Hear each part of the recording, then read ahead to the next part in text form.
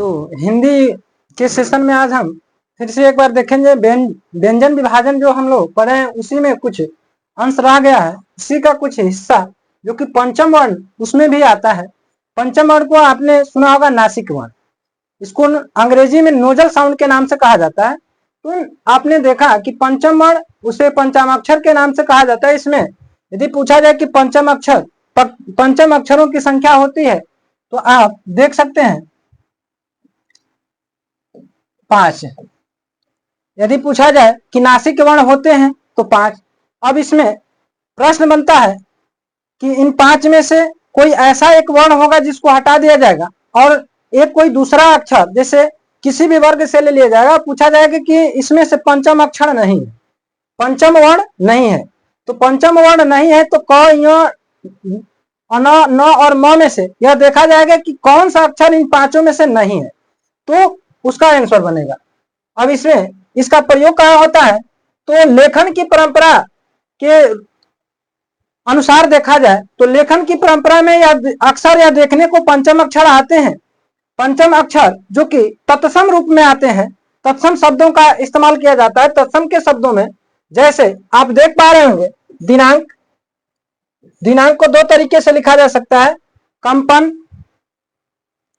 मंद लिख सकते हैं, इसको ऐसे भी लिखा जा सकता है। अब इनका प्रयोग कहाँ होता है, तो शब्द का अंतिम अक्षर देखा जाता है और यह देखा जाता है जहां पर नासिक वर्ण न हो वहां अंतिम अक्षर को देखने पर यह पता चलता है कि यह किस वर्ण से, जैसे यहां न है अंतिम अक्षर, यहां अंगा है, इसलिए जिस वर्ग का वह अंतिम अक्षर होगा उसी वर्ग का वह अक्षर बनेगा। यानी जैसे यहां दिनांक में आप देख पा रहे होंगे कि यहां जो कि क वर्ग है तो क वर्ग तो इसका नासिक क्यों नहीं बना, तो अंगा बना है। यहाँ कंपन में अंतिम वर्ण न है इसलिए यहाँ म बना है। मंद में यह भी अंतिम इसका द है, तो ये किस वर्ग का आता है, तो वर्ग की संख्या हमने कल बताई थी कि 5 वर्ग होते हैं। 5 वर्ग में जैसे क वर्ग, च वर्ग, ट वर्ग, त वर्ग और प वर्ग, तो जिस वर्ग का होगा उसी के अकॉर्डिंग, जैसे यहाँ द देखा जाए तो ये त वर्ग में आएगा, तो त वर्ग का अंतिम अक्षर न होता है, इसलिए यह जो नासिक वर्ण आता है तो न आएगा, तो इसलिए यह न बना है। अब कुछ ऐसे शब्द होते हैं कि इनका इस्तेमाल कहाँ नहीं होगा, तो जैसे आप देख पा रहे हैं नोट में कि जहां पर नासिक वर्ण न हो वहां पर अनुस्वार का इस्तेमाल किया जाता है। जैसे कुछ शब्द जैसे हमने लिखा है कि संयम, तो संयम में यदि यहां नासिक वर्ण नहीं है तो संयम जैसे हंस है, कंस है, तो इसमें अनुस्वार का ही इस्तेमाल होगा, यहाँ नासिक के वर्ण का इस्तेमाल नहीं हो सकता। यहाँ जो कि हम ये नोजल साउंड का इस्तेमाल नहीं कर सकते। उसी प्रकार से अब आ जाइए एक समृद्ध ध्वनिया। समृद्ध ध्वनि किसे कहते हैं, तो समृद्ध ध्वनिया जब 2 वर्णों के बीच कोई आधा व्यंजन आता है, जब 2 व्यंजनों के बीच में कोई आधा व्यंजन आ जाता है तो उसे समृद्ध ध्वनि कहा जाता है। जैसे आप देख पा रहे हैं कंबल, रास्ता, सस्ता। अब यहां आप देख पा रहे होंगे जस्ता। इस प्रकार के ध्वनियों में यानी परिभाषा के अकॉर्डिंग कि जब 2 व्यंजनों के बीच में जब कोई आधा व्यंजन आता है तो उसके समृद्ध ध्वनि कहा जाता है। तो जैसे अम्ल, रास्ता, सस्ता, जस्ता, इस तरह से अनेकों उदाहरण आप लिख सकते हैं। अब आते हैं जो कि जुग्मक ध्वनि। जुग्मक, जुग्म में होता है जोड़ा। एक ही वर्ण की जब आवृत्ति होती है, जब एक ही वर्ण की आवृत्ति हो तो उसे जुग्मक ध्वनि के नाम से जाना जाता है हिंदी में। जैसे 80, 90,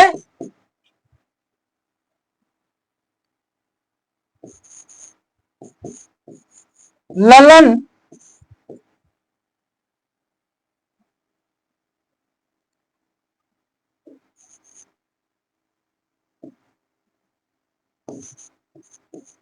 पप्पू, इस तरह के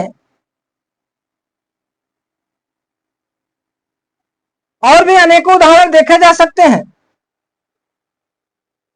जुग्मक शब्द से ही स्पष्ट है कि जुग्म मिस होता है जोड़ा, और ध्वनि का मतलब होगा ध्वनि, आवाज, यानी जहां एक ही वर्ण की जब पुनरावृत्ति हो तो वहां जुग्मक ध्वनि कहा जाते हैं। जैसे दिल्ली, विल्ली,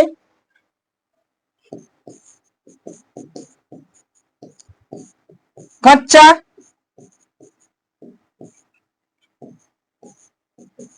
पक्का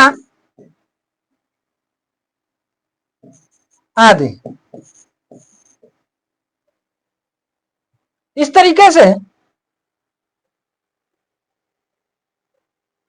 एक और वर्ण होते हैं, जैसे उरस्य वर्ण, उरस्य व्यंजन या वर्ण स्वर यंत्रमुखी या काकल्य व्यंजन के नाम से कुछ व्यंजनों में ही जाने जाते हैं। उनका काकल्य व्यंजन के नाम में, यानी काकल्य व्यंजन इनको कहेंगे, उरस्य व्यंजन या स्वर यंत्रमुखी कहेंगे।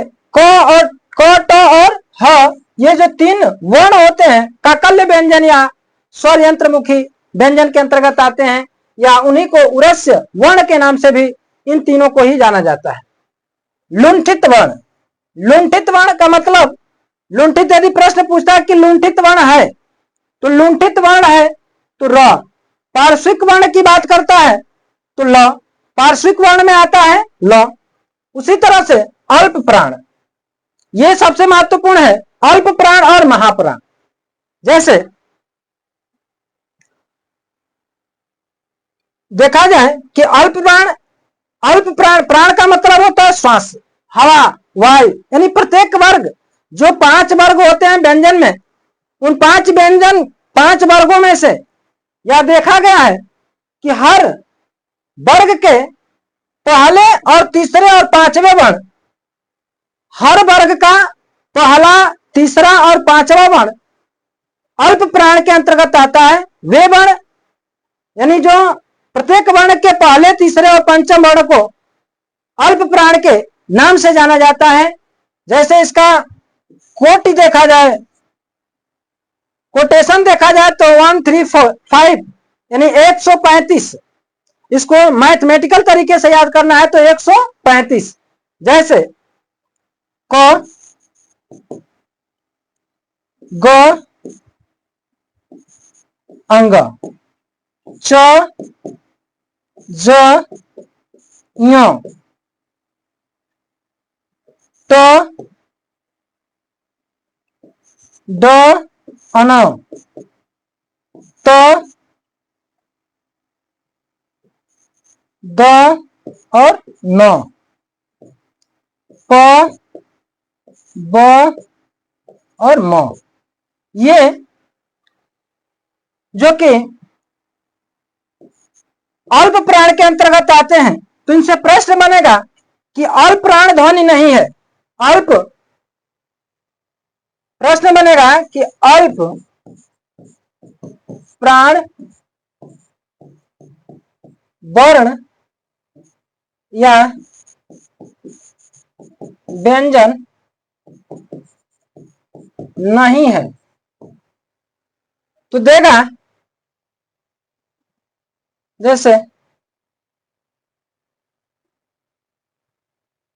विकल्प में क, च, ट, चौथा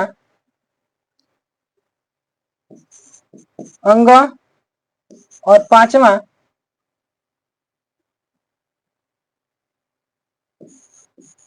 ख। यदि 5 विकल्प बनते हैं या 4 ही विकल्प हम मानते हैं तो इन चार विकल्पों में से ये क, च और ट तीनों अल्प प्राण के अंतर्गत आएंगे, और जो ख है यह अल्प प्राण के अंतर्गत नहीं आता है। तो इस प्रकार से यदि प्रश्न बनते हैं कि अल्प प्राण इनमें से दे देगा कि अब इनके अलावा अन्य वर्णों को देगा और कहेगा कि इनमें से कौन सा वर्ण अल्प प्राण नहीं है, या पूछेगा कि अल्प प्राण है, दो तरीके से प्रश्न बनेंगे, एक नकारात्मक बनेगा, एक सकारात्मक बनेगा। अब आते हैं महाप्राण।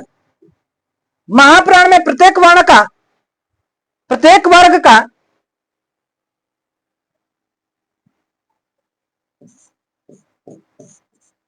प्रत्येक वर्ग का दूसरा और चौथा वर्ण जो कि, और इन चार प्रत्येक 2 और 4 के अंतर्गत अलावा ये 4 वर्ण भी महाप्राण के अंतर्गत आते हैं।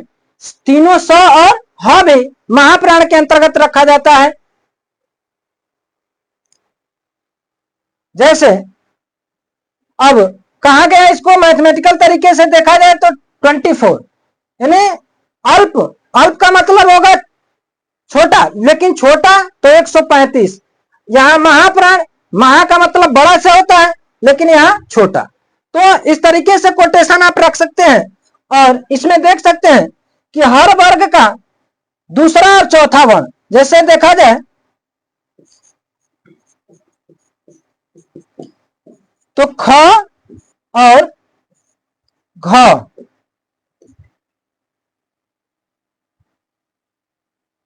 च और झ,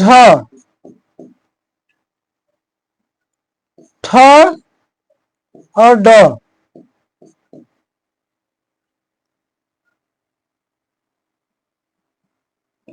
थ